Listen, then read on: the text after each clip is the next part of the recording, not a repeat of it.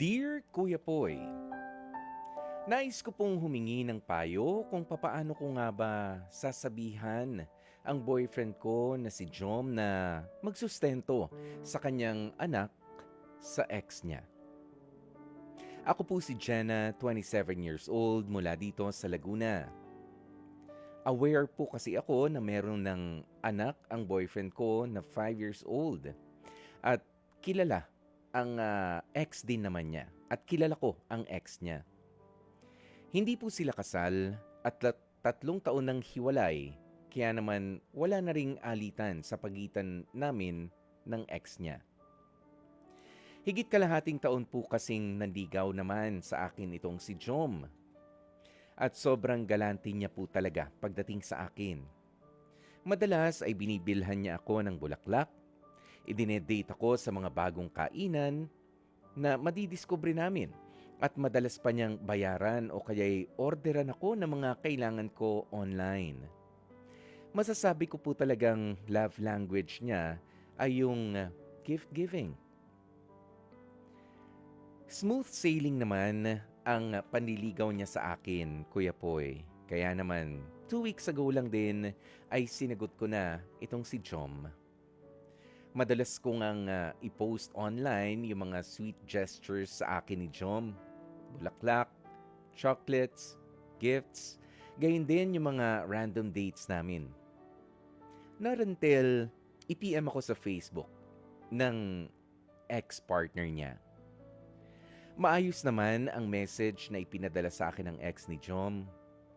Humihingi ng tulong sa akin na pagsabihan at i-remind ko raw si Jom na mag-abot naman kahit papaano para sa kanilang 5 years old na anak, lalo at pumapasok na nga sa preschool ang bata.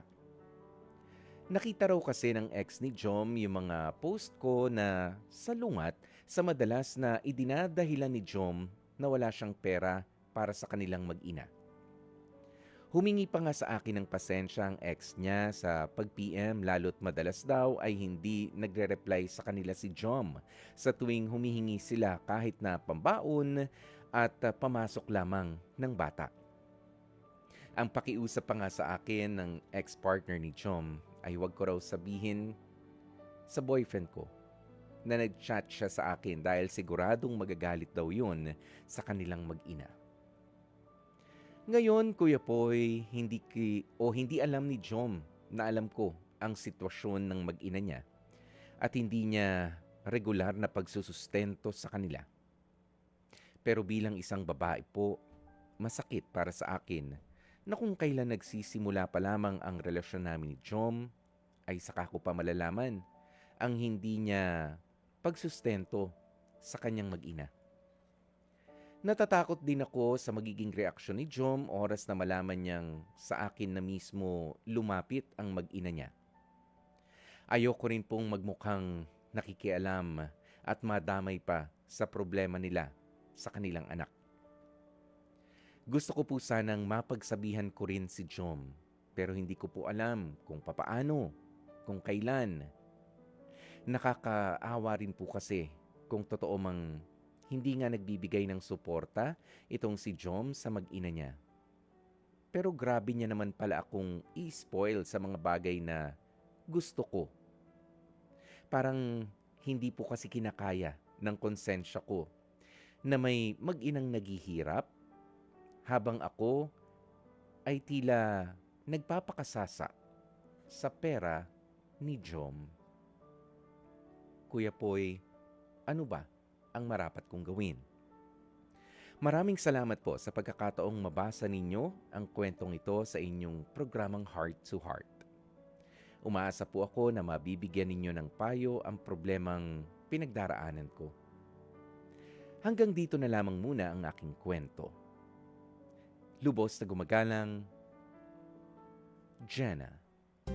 Mga kapatid, napakinggan po natin ang kwentong ibinahagi nitong si Jenna na hindi po sa ngayon mapayapa ang kanyang isipan ng dahil sa pag-uumpisa nga ng kanilang relasyon nitong si Jom. Wala namang problema kaya Jom as a partner.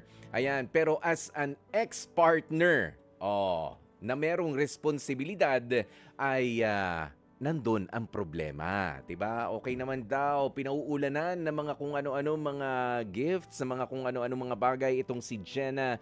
Pero alam mo Jenna, no, I'd like to commend you. Tama yung iniisip mo na kailangan talagang i-push itong si Jom sa pananagutan niya doon sa anak niya, okay? Anak niya sa ex-jowa niya.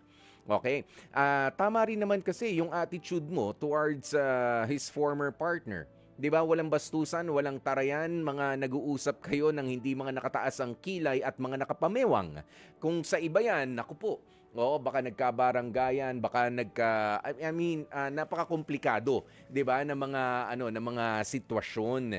O kaya dapat kamo dito kay Jom na panatilihin niya yung maayos, yung payapa na relasyon niya sa inyo na mga pinili niyang mahalaga sa kanyang buhay. I mean, with all due respect, doon sa ex-jowa nitong si Jom, 'di ba? Wala namang ibang hinihingi kundi ang tulungan siya magsustento para doon sa anak nila. Okay? Yung bata hindi yan mabubuo ng ganyan lang. Nabubuo ang bawat bata sa pamagitan ng pagmamahal. 'Di ba? Kahit pa nga hindi kayo nagkaunawaan na nung ex-partner mo, responsibilidad mo yung bata. Hindi man maganda ang communication ninyo ng ex-partner mo, walang kinalaman doon yung anak ninyo. Kaya paalalahanan mo itong si Jom na maghunos dili, maghinay-hinay naman kahit pa nga nag-e-enjoy ka o na ikaw ay lagi nabibigyan ng mga bagay dyan. Lagi nating magandang isipin na papaano nga kaya kung ako yung nasa kalagayan o nung isang ina doon na ako yung ex, merong kaming anak, para bang namamalimos pa ako ng tulong sa ex-jowa ko. 'Di ba? Kaya tama ha, you have the right attitude, Jenna. At kung gusto mo nga, sabihin mo kay Jom, kung gusto mo magpatuloy itong sound na relationship natin, kailangan mo ring panagutan yung sustento at least doon sa bata ha, na anak ninyo ng ex mo. Okay? Ikaw, Jenna, malawak yung pangunawa mo. Keep it that way. Okay? And I'm quite sure itong si Jom ay marirealize niya na swerte siya na hindi nanggugulo yung ex niya, hindi naninira, hindi ginagawang komplikado ang mga bagay-bagay, kaya ipaintindi mo, ipaunawa mo sa kanya na ibigay yung pananagutan doon sa bata. And hindi lang yung pera, to spend more time kasama yung bata. After all, sa kanya galing yan. O, yung batang yan. Kailangan ng isang tatay, father figure. O, at nandyan naman siya, buhay na buhay. 'Di ba? At naiintindihan mo naman ang sitwasyon, kaya i-push mo rin siya na okay lang. 'Di ba? Tinanggap mo siya ng ganoon. Kaya dapat tanggapin niya rin yung responsibilidad niya mula sa nakaraan. 'Di ba? Para fair. Tinanggap mo ang nakaraan niya, nitong si Jom, tatanggapin niya rin dapat sa sarili niya yung responsibilidad niya na mula doon sa nakaraan. 'Di ba? Kailangan maging deal yan sa inyong dalawa, Jenna and Jom. At dyan na nga po natin tatapusin ang ating Dear Kuya Po,